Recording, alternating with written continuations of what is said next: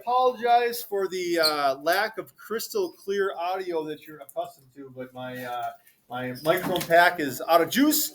Jeff has been notified. I will receive new batteries tomorrow, and life will resume as normal. But until then, you just have to deal with a little bit of extra graininess and echoiness that comes with using the computer mic. We're starting Unit 3, which I suppose before we get into the nitty-gritty here, we should go up to the top and look at what's in Unit 3. Kind of a longer one. 9 objectives plus the 2 review objectives at the end. But this is your final unit of this book, which means when we're finished with this, you'll get book 2. But this is going to focus on graphing. You see it's got a number of POs in it. That is by design. Graphing is going to be the launch pad for a lot of what we do from here on out in algebra. Okay? You may recognize, warning for you, you may recognize slope-intercept form. You may recognize finding slope given an equation or using a formula. There's a lot of things in here that were actually on your entrance exam coming into algebra, Finn. So the good news is that much of this you've seen before. Okay, but there you are going to be held accountable for it with all the POs, and like I said, it is kind of a longer unit here. So, with that being said, we start with 16, which is way down here now because we've done a lot of stuff, and it starts with domain and range and relations. Some definitions. What is a relation? A mathematical relation. Yeah. Something that's like another thing. Something that is like another thing, almost like they're related, right? There's some sort of connection there. You know, think about the relationships that you have. There are connections there, right? Whether it's familial or personal or business related or whatever, right? Your relationships are based off of connections. Finn, warning for you, okay? And so a mathematical relation, Nathan?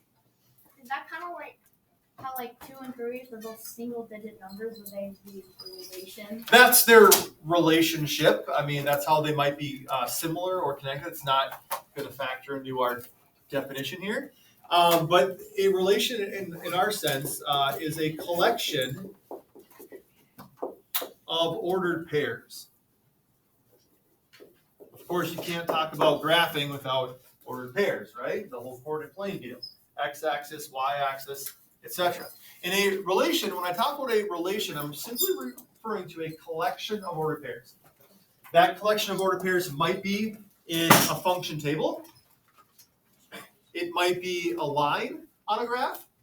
It might be a segment on a graph, right? But it's some collection of ordered pairs that is represented in some way, shape, or form.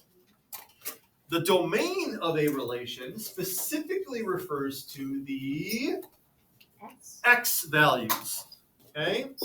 The domain is all the x values in a relation. All the x values in a relation. And then, of course, the range would be the y values in a relation.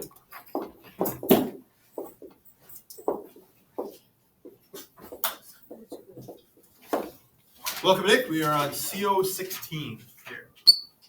Okay. So what today's objective is going to really focus on is looking at, what are the domains and what's the range of various types of relations. Okay. So looking at this XY table, where we've got the x values and the y values specifically listed, the domain of this table, the x values of the table are what?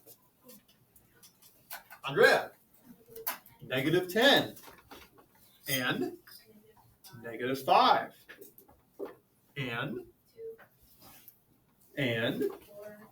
and 0, right? They're listed there for you. Isn't that nice? Okay, they are listed there for you. And the range of the relation, the y values of the relation, all -3 and 0, 8 to -1. Okay, So the nice part about a function table is that you're given specific ordered pairs, which means you are given specific values for x and y. The next one, a line. What's the difference between a line and a segment? Yeah. Katie. A segment has a beginning and an end, right? And a line goes on forever. How can you tell the difference? Paisley? One has arrows. Right.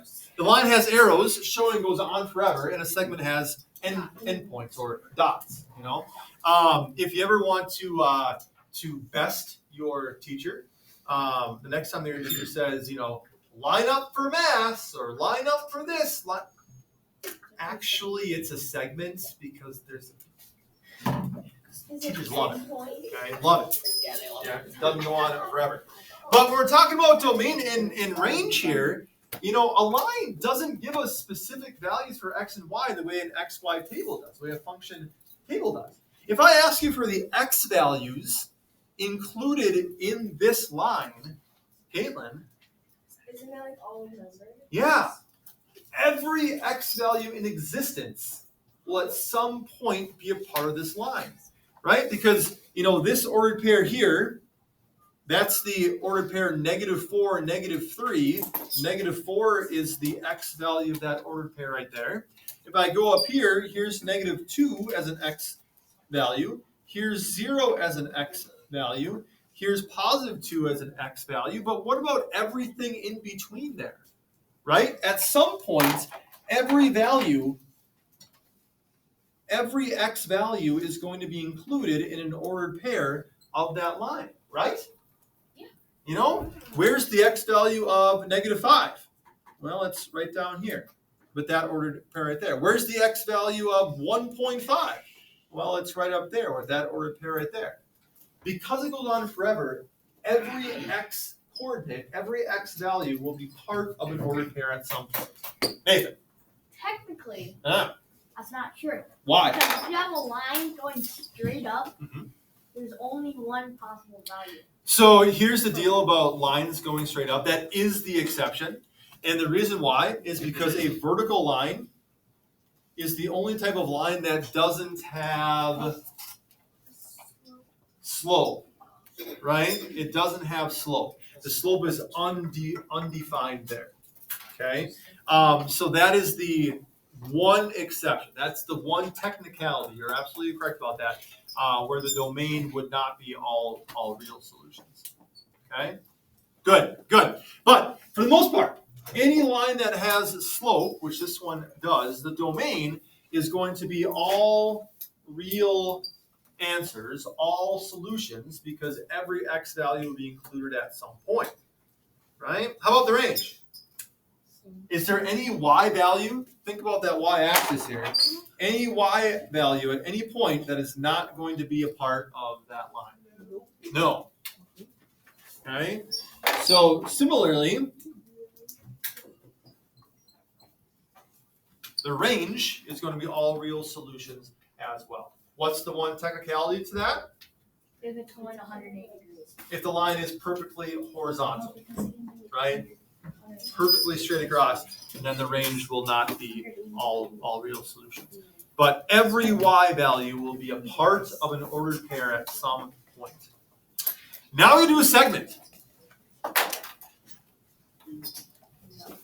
What x values are included in that segment? Knowing it has a beginning and an end, what's the lowest x value that will be a part of this segment, and what's the highest x value that's a part of this segment? Look at that x-axis there. What's the lowest x value that's included and the highest x value that's included? Chase? -1 is the lowest x, and 5 is the highest. Yeah, so does that mean that our domain is -1, right? What he's saying is here, like on the x-axis, this segment only travels from -1 to +5. There are no x values less than -1. There are no x values greater than +5. So our domain is kind of locked into that section there. So would we write the domain to be -1, 0, 1, 2, 3, No, 4, because 5? there's all the numbers in between. Right. We can't do that because of all the decimals, all the fractions, the 1.5, the 2.638, right? So instead, we have to kind of use, I don't want to say a range of values, but it's kind of like that. We have to show that our x values are between the endpoints of the segment. And how we show that values are between something, we use an inequality called a compound inequality. This might be new, okay? You did compound inequalities? Not just inequalities, compound inequalities. I don't remember any of them. Well, we'll take a look. Nope. So You don't remember a lot of stuff. x goes in the middle, I don't know. and what are the two endpoints? What would Chase say? The lowest and the highest x? -1 and 5. -1 and +5. So -1 is go on the left side. +5 is going to go on the right side. And how we show that x is between those values, we use less than or equal to symbols. Two of them. How you read this is -1 is less than or equal to x, which is less than or equal to 5. Mathematically, that's what tells us that x is between -1 and +5. Kind of nifty, huh? Learn some notation today. Andrea. Would the range then be 1 is less than x, which is less than 7? So then similarly, looking at the range now, we want to know what's the lowest y value this segment has and the highest y value this segment has. So the lowest y value is +1, and there's y values all the way up to +7. Right? So our range for this, kind of like we did here, we have to show that the y values are between 1 and 7. So 1 is the lowest one, which is less than or equal to not x now, but y, because we're talking about the range, right? Which is less than or equal to +7. That shows us that y is between 1 and 7. So we got three types of relations here, and each one's treated a little bit differently. The XY table, I like that because they're all just listed for you. You pretty much have to just rewrite them, okay? You don't have to worry about decimals or fractions because that's the relation as it's presented to us. That's all we know. The line, I kind of like that one too, actually, because the answer is always the same. It's always all reals for domain and all reals for the range because it's a line. It goes on forever. And you know that because it's got those arrows there. Thank you, Matt, for that. But then the segment, that's kind of the tricky one because you have to look and say, what's my lowest, what's my highest x, what's my lowest, what's my highest y, and then write it in that mathematical notation showing that x is between your two endpoints and y is between your two endpoints. So on the test, this is typically the one that gets most people. The other mistake is that folks confuse segments with lines. They think that anything on a coordinate plane is always all reals. It isn't. It's got to be a line. It's got to go on forever. So just watch out for those little technicalities there. Yeah, Nathan. Wouldn't is a x and y table, is it always a segment or could it be a line? A function table actually, without any other information, is just points plotted, like a scatter plot almost. If you can find slope, if you can identify a pattern there and write it in slope and in some form, then you can graph it further. So it kind of depends on the context. That's a good question. We'll cover function tables that give us segments, that give us scatter plots, that give us lines throughout the year. So it kind of depends on the context. Anything else? Okay, Tristan. I don't think they exactly found a pattern, more or less just graphed What are you talking about? for this last one. Oh, we're not there yet. Hold on. Let's wait till you're talking about the second page? Yeah. Okay.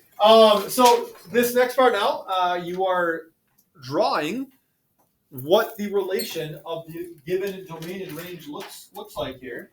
For that first one, domain of -4, -1, 6, 0, and 2 in a range of 3, -4, 6, 10, and -1. What type of relation is that going to be?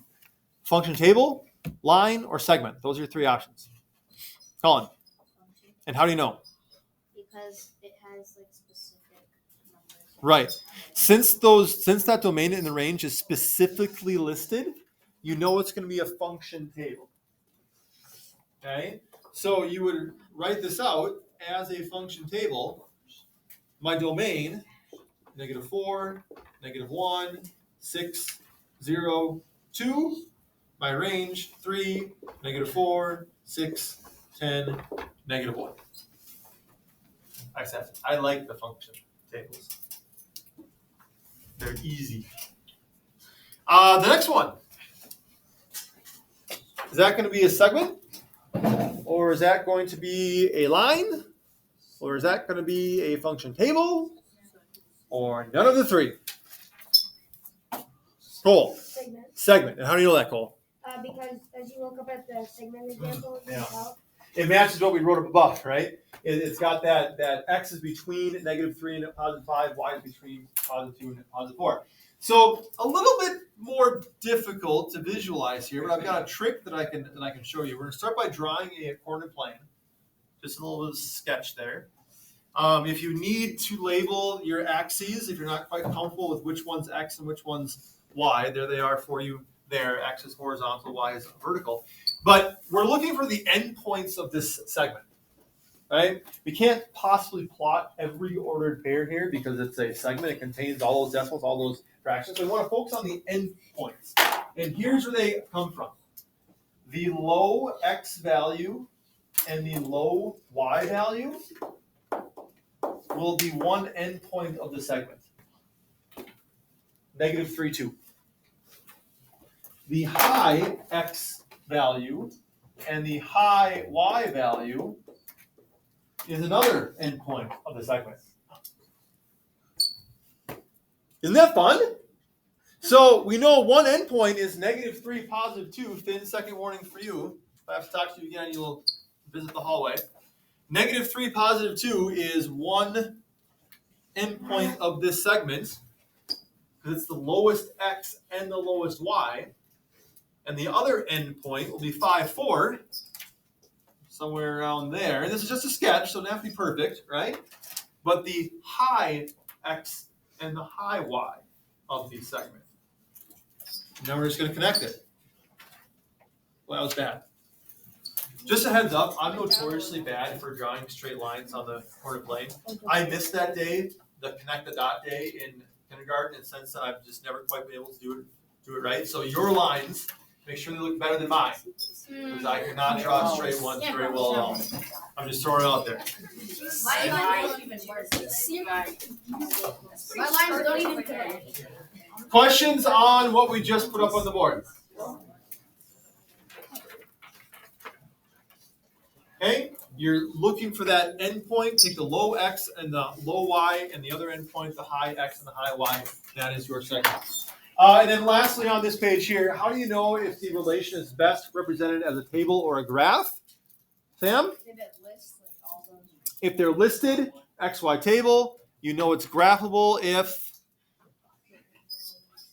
it's got those inequality symbols in there, right? Or you know it's a line. Okay. The next page, it says write the domain and range of each relation here. Okay.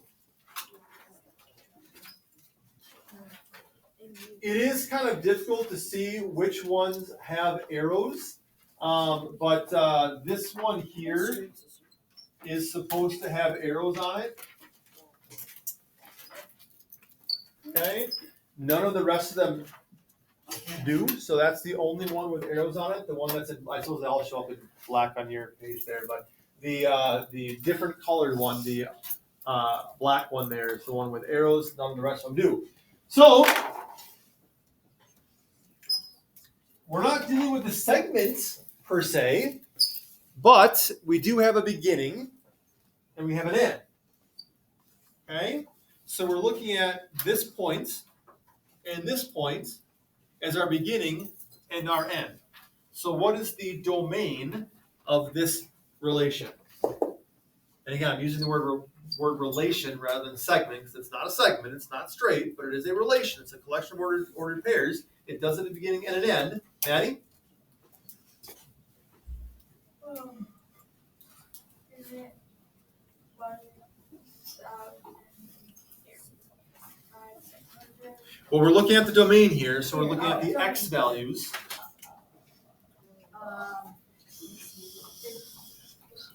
50 is the high, right?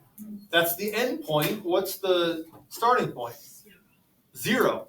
It starts way over here at x equals 0, and it does travel all the way across everything that's given to us all the way to 50. Every x value is included somewhere.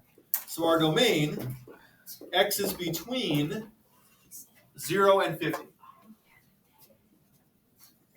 Right? What's the range?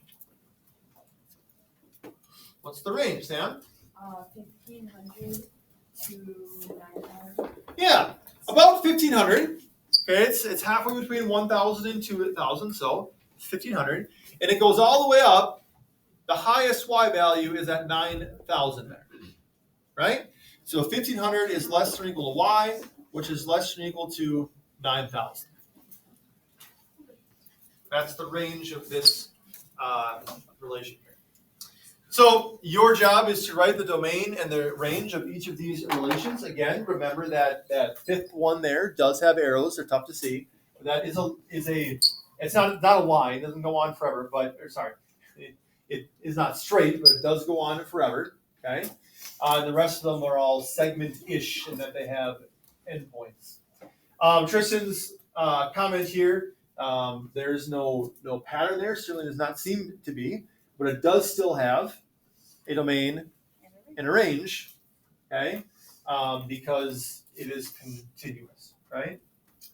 Then, when looking at a relation on the corner plane, how can you tell the difference between a segment and a line? And then, what is the domain and range of a line? Okay. This is homework for tomorrow. So you expect a homework check, 5 questions from this objective for you to do it tomorrow. And yeah. Oh, I should. Questions, comments, concerns, complaints, comments, congratulations, or criticisms? Very well. That's our math. Don't forget